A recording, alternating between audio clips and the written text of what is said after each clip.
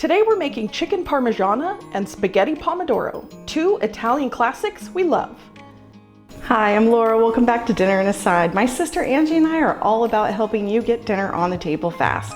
We love this dish so much because it's simple and comforting. The homemade tomato sauce is bursting with flavor, and that gooey mozzarella cheese. Serve that on some spaghetti. I learned not too long ago that chicken Parmigiana is actually not a dish that you would find in Italy. It's actually fashioned after a recipe for eggplant Parmigiana. But whether you make it with eggplant or chicken today, doesn't matter, it's always fantastic.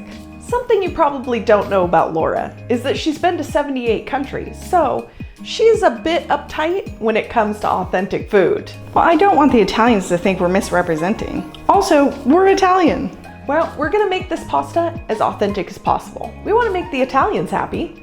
No jarred sauces here. If you have fresh tomatoes, definitely use them in this sauce. If not, I think the best canned tomatoes you can get are San Marzano. I use the Cento brand. In a large pan over medium heat, sauté the garlic with olive oil for a few minutes. Keep it moving around the pan so it doesn't burn. Pour the canned tomatoes into the pan and add the tomato paste. You don't technically need to add the paste, but I like a thicker sauce. Stir it all up and simmer it for 10 to 15 minutes, or until it's a bit thickened. While my sauce is back there simmering, I've got a pot of boiling water here, ready to cook the pasta. Don't forget to add your salt. To prepare the chicken, we need to slice these big chicken breasts into 2 pieces. To do this, just rest your palm on the top of the chicken and confidently slice through the middle. I'm just going to cover the chicken with some plastic wrap. You could also use parchment paper, and then pound them until they're an even thickness.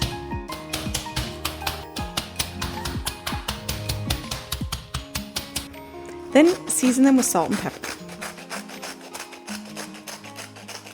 And then in a shallow bowl, crack in your egg whites.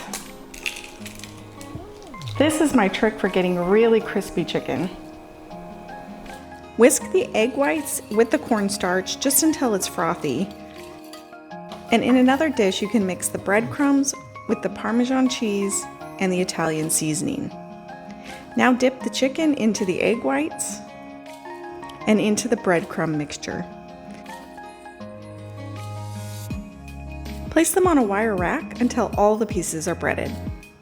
Now you can heat the oil in a large, heavy bottom pan until it reaches 350 degrees Fahrenheit. That's 170 degrees Celsius. Fry the chicken until it's golden. That's about 3 minutes per side. When it's done, put it on a wire rack to cool. Next, I'll broil the chicken with the sauce and the cheese, but I'll need that sauce first. Angie, how's the sauce coming? The sauce is starting to taste wonderful. We only have a few more steps and it'll be finished. Did you know that you can cut some of the acidity from tomato sauce if you add a little bit of baking soda? Just a tiny bit.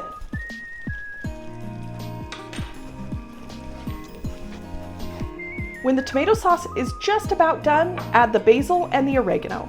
Give it a good stir so the aromas can bloom. Smells good in here. I'm gonna remove half a cup of this sauce to give to Laura. Then I'm just gonna let it cook a little longer. Okay, now that the sauce is ready, we can finish this up. Transfer the chicken to a baking dish. Top each piece with some of that tomato sauce and a thick slice of mozzarella. Be sure to use fresh mozzarella for this. I'm just gonna broil this for about a minute until the cheese is nice and melty and brown. And while she does that, let's finish up this pasta. When the pasta is ready, add it to the pan with the tomato sauce directly from the pasta water. Don't pour out that pasta water just yet. Stir the spaghetti into the sauce and add a 1/4 cup if you need it.